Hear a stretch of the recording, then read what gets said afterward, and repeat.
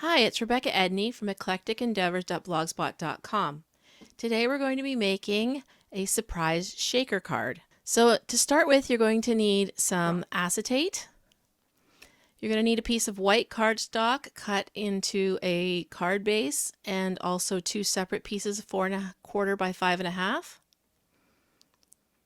You're going to need your MISTI tool, some thin double-sided adhesive. You're going to need 3 dies in a nesting set. You need either squares or rectangles. You're going to need your stamps, some inks, which apparently I showed to my bosom, a die for a little tab, your crocodile, sorry. Yeah, and that's your Cuttlebug.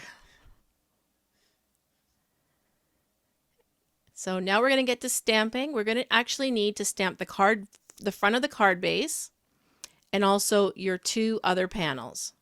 So that was just the card base I did. This is the other panel. And now you need one more. I actually didn't show it. So now I'm stamping the second layer on both pieces. And again, you do need to do your 3rd layer. I just didn't bother showing it. Now here's your dies. You're going to use the 3 in a row of your nesting dies. Now you need the largest and the smallest, and you're going to tape them together so they make a frame, and die cut that centered from one of your panels, not from your card front. And it's going to look like that because of the magic of television.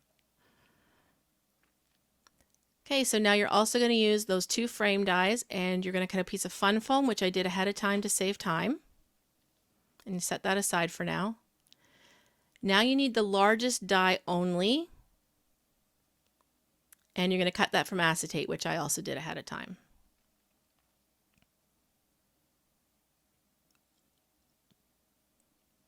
Put all that stuff away, keep it out of my space while I'm working. Now this is the medium die. And this one we're going to do some partial die cutting with. So you're going to die cut it centered, but do not cut all the way through the top piece. You're going to see when I roll this through my Cuttlebug that I have the die outside the cutting plate, so that part will not cut.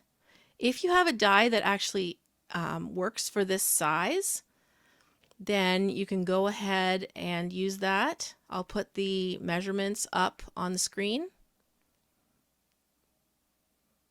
And now you want to trim away the excess on the parts you've already cut. That's going to help you line up the die. In my case, I'm using a stitch die, and I want to line up the stitching.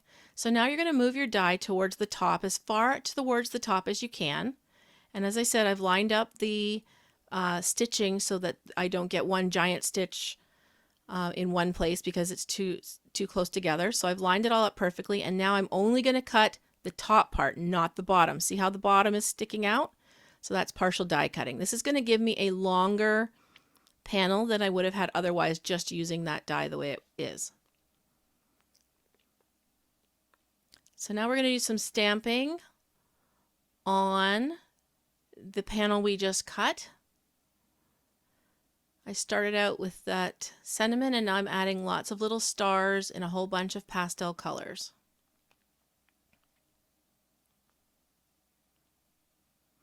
Takes a little while to do this, so I sped it up for you.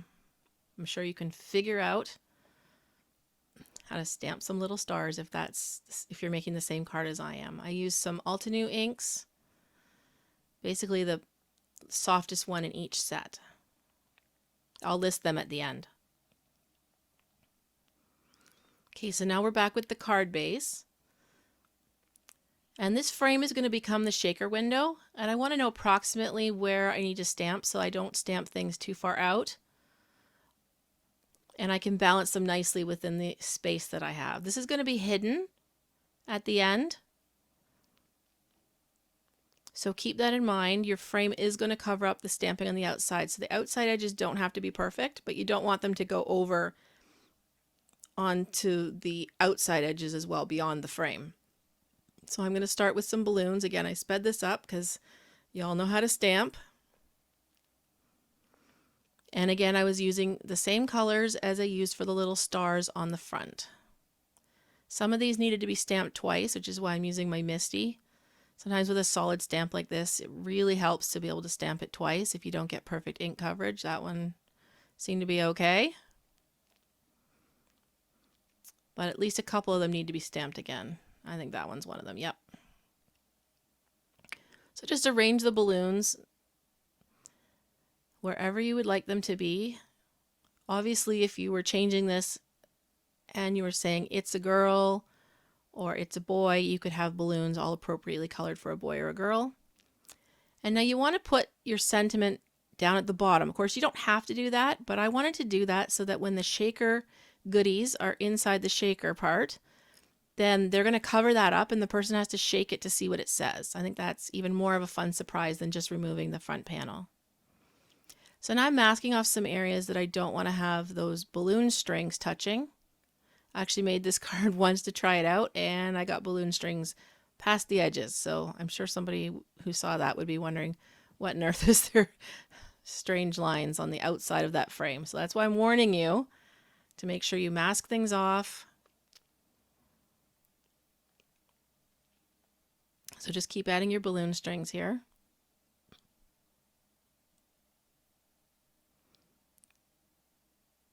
Yeah, sometimes I didn't get my mask in quite the right place. It's a little fiddly, this.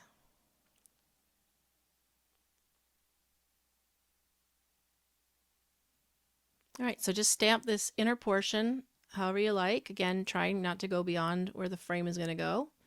Now we're back to the secret panel on the front. We're just going to add a little tab to the top of that so it can be pulled out. If you wanted to work from a bigger piece of paper and just have that piece be longer, you could. I just thought it worked out well this way. Now we're going to put everything together. So we've got our outside frame and we're going to put adhesive on that. Now you absolutely need this skinny double-sided tape. I'm using 1/8 inch score tape to be towards the outer edges, because our panel is going to slide up and down in there, and if we put too much adhesive on, it's not going to work. Now with the acetate and the foam, I had stitching dies to help guide me, but I trimmed just a little bit off. For some reason, when I made this card before, the little bit of the plastic showed, and I didn't really like the way it was shiny against the matte of the rest. And I do the same with the fun foam because for some reason it seems to stretch and it seems to stick out also beyond the edges of the frame, and I don't like that look. So rather than trim it later, I trim it now. And again, those stitching edges on the dies make it very easy. So now I'm just peeling off the adhesive so I can put my acetate on. Now you notice I only put adhesive on 3 sides. That's really important. You absolutely have to leave the top edge open or this whole system isn't going to work. So now with this piece of foam, it's kind of wide, so I put some tape on the outside of it, but mostly you need the tape on the inner edge to seal in your shaker contents, and just a little bit of adhesive here or there to keep it from, flapping around because it is fairly wide. So I'm going to do that on both sides. Just some little pieces on the outer edge and full coverage on the inside edge.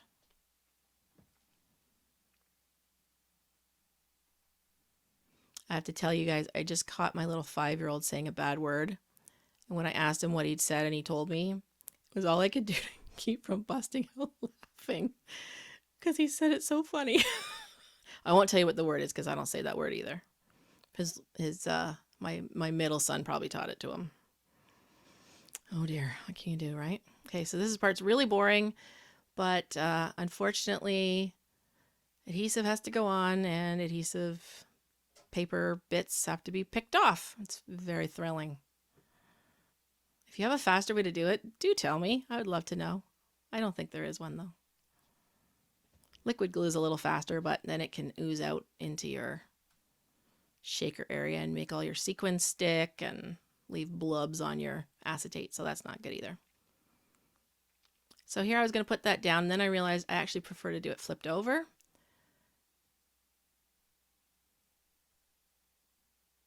And there we go. We want to line that middle up, and because we trimmed the outside edges, you shouldn't have to worry about the outside edges lining up at all. Just line up the middle. And I like to be very precise even when I'm doing a video. I don't know why. I can't seem to just chuck stuff together.